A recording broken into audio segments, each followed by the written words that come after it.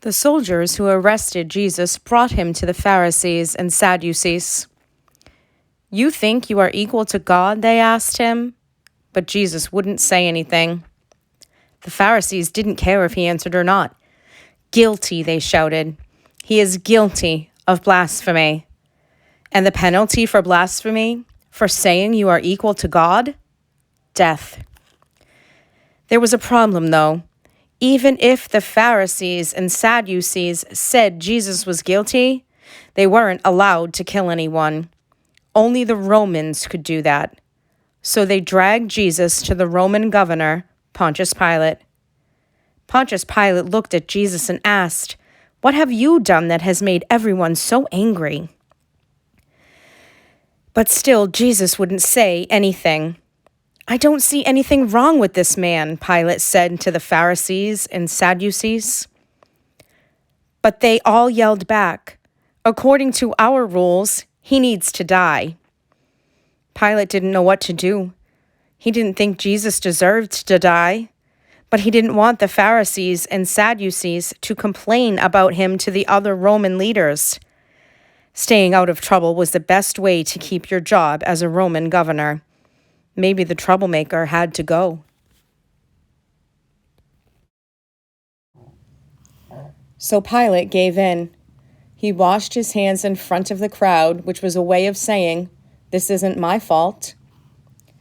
Then he had Jesus killed on a wooden cross. As Jesus was dying, he looked up to heaven and said, "Father, forgive them. They don't know what they are doing."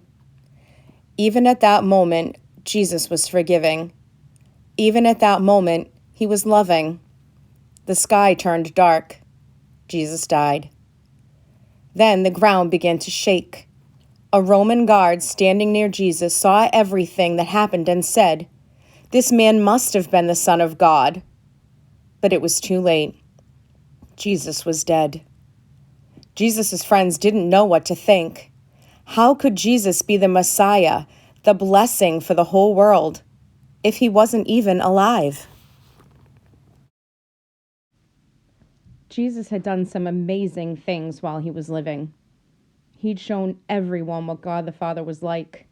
Incredibly loving, incredibly good, incredibly powerful. The life of Jesus had taught people who God is. Jesus had also announced the kingdom of God. Before Adam and Eve sinned, they lived with God the way things were supposed to be. There was no sickness, no hunger, no hurting, and no death. Jesus had said the kingdom of God was back. He'd given everyone a taste of that kingdom through his miracles. Jesus showed us that in his kingdom of God, there is nothing to be afraid of, not even death. Jesus also explained that the kingdom was starting small, like a seed. Jesus' miracles were like tiny shoots from a seed, poking up through the soil. Those shoots would grow bigger and bigger until finally the day would come when Jesus is king and the kingdom of God would be everywhere, when the whole world would be made new again, the way God always wanted it to be. But what about sin? What about the selfish and mean things we do that keep us from God?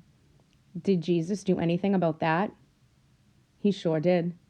As Jesus was dying on the cross, God saw all the bad things we've ever done, the stain of our sin, appear on Jesus.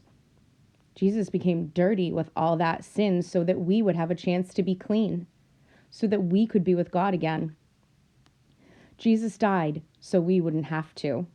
Jesus died so we could live with God in a world without sin, without sickness, without death, a world where Jesus is king.